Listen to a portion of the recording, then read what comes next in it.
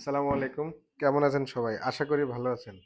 আমি আজকে আপনাদের সাথে একটা রিসেন্টলি স্টাডি করা একটা কেস নিয়ে আলোচনা করব। আসলে স্টাডি না, আমি পরবর্তীতে এটা নিয়ে আসলে আমার নিজের প্রজেক্টে কাজও করা হইছে। তো আলোচনাটার বিষয় হলো বেজমেন্ট নিয়ে। বেজমেন্ট আসলে আমরা কিভাবে প্রোডাকশন ফ্লোরে আপনার আ কনভার্ট বা প্রোডাকশন ফ্লোরটা আসলে কি হওয়া উচিত বেজমেন্টের কনটেক্সটে। বেজমেন্টে কি আসলে প্রোডাকশন ফ্লোর করতে পারবো কিনা? তো বেজমেন্টে আসলে প্রোডাকশন ফ্লোর করতে পারবো যদি বেজমেন্টের ক্রাইটেরিয়া না থাকে। তো বেজমেন্টের ডেফিনিশনটা যদি আমি আসলে আপনাদেরকে আজকে বাংলাদেশ ন্যাশনাল বিল্ডিং কোড থেকে একটা রেফারেন্স দেওয়ার চেষ্টা করব। যদিও এটা খুবই শ্যালো ইনফরমেশন, আমি আসলে চিন্তা করলাম যে আপনাদের সাথে একটু শেয়ার করে রাখি।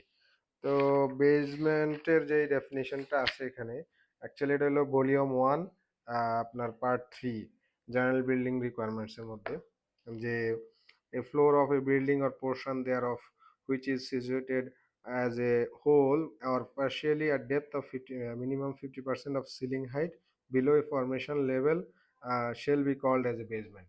তো অ্যাকচুয়ালি বেজমেন্টের যে ডেফিনেশনটা এখানে আছে সেটা হলো আপনার বেজমেন্ট একটা ফ্লোর হাইটের যদি 50% যদি আপনার বা অ্যাবভ যদি আপনার ফরমেশন লেভেলের নিচে থাকে, সেক্ষেত্রে আপনার আমরা তাকে বেসমেন্ট বলবো। তো আমাদের একজন ক্লায়েন্ট, বা আমার ক্লায়েন্ট না বলতে পারেন, আমার ওনার, ফ্যাক্টরি ওনার, উনি চিন্তা করলেন যে ওনার বেসমেন্ট ডিজাইন করার সময় ফ্যাক্টরিতে বেসমেন্ট ছিল, উনি পার্কিং বা বিভিন্ন পারপাসে ইউজ করার জন্য। পরবর্তীতে উনি আর বেসমেন্ট হিসেবে রাখবে না, সেটাকে উনি প্রোডাকশন ফ্লোর হিসাবে কাউন্ট করবে। মানে ওনার আসলে মালিকদের যা হয় আর কি, ওনারা আসলে রেভিনিউ ইনকামের জন্যই তো চেষ্টা করে। তো উনি বেসমেন্টটা রাখতে চাচ্ছেন না। তো আমরা যেটা চিন্তা করলাম যে ফরমেশন লেভেল থেকে ওনার ফ্লোর হাইট হলো 8 ফিট। মানে that means total floor height হলো 12 ফিট।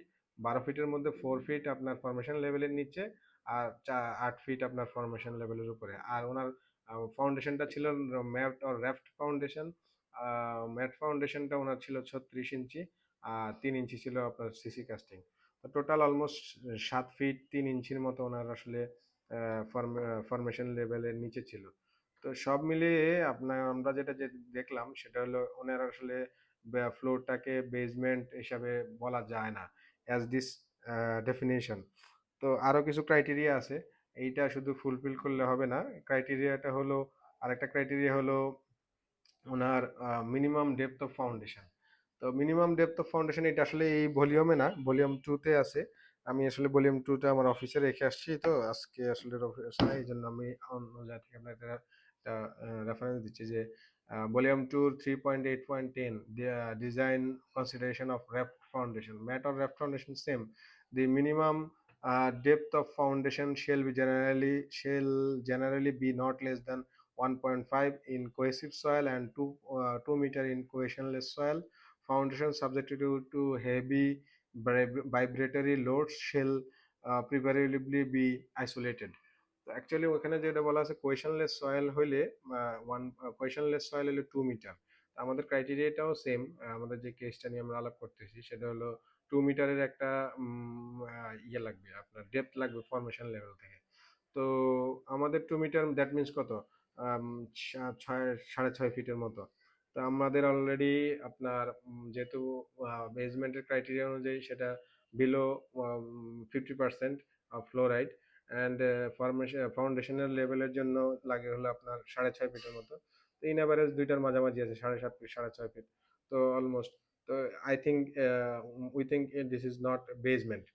তো we call it as a another name, maybe level 1, level 2, level 3, we can call it like this.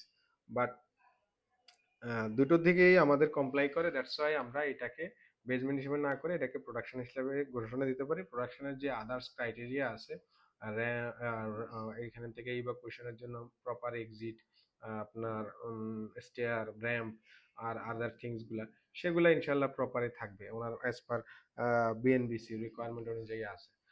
তো সব মিলিয়ে এটাই হলো বিষয়। অনেকে চিন্তা করে যে ফরমেশন লেভেলের নিচে হলেই বুঝি এটা বেসমেন্ট বা সেমি বেসমেন্ট। সেমি বেসমেন্ট আমি আসলে কথাটা কোথাও খুঁজে পাইনি, নেটেও অনেক ঘাটাঘাটি করলাম, কিন্তু সেমি বেসমেন্ট বলে কোনো কিছু নেই। হয় আপনার বেসমেন্ট, নাহলে আপনার ফরমেশন লেভেলের উপরে আসা। অ্যাকচুয়ালি আমরা যেহেতু এই ক্রাইটেরিয়াতে এইভাবেই সলভ করছি, তো আশা করি আপনাদের রেফারেন্সটা ভালো লাগছে। তো এইরকম কিছু শর্ট রেফারেন্স আমি আপনাদেরকে মাঝে মাঝে একটু হয়তো শেয়ার করব। অ্যাকচুয়ালি বিএনবিসি সম্পর্কে আমি খুবই সীমিত জানি। বিষয় হলো জানার চেষ্টা করতেছি মানে বিষয়গুলো নিয়ে। তবে আহ, মানে এমন না যে জানার চেষ্টা করলে জানানো যাবে না। তো আমি নিজেও জানতেছি, আপনাদেরকেও জানানোর চেষ্টা করতেছি, এরকম বিষয়টা। তো আশা করি ভালো থাকবেন। পরবর্তী ভিডিওতে আপনাদের সাথে দেখা হবে ইনশাআল্লাহ।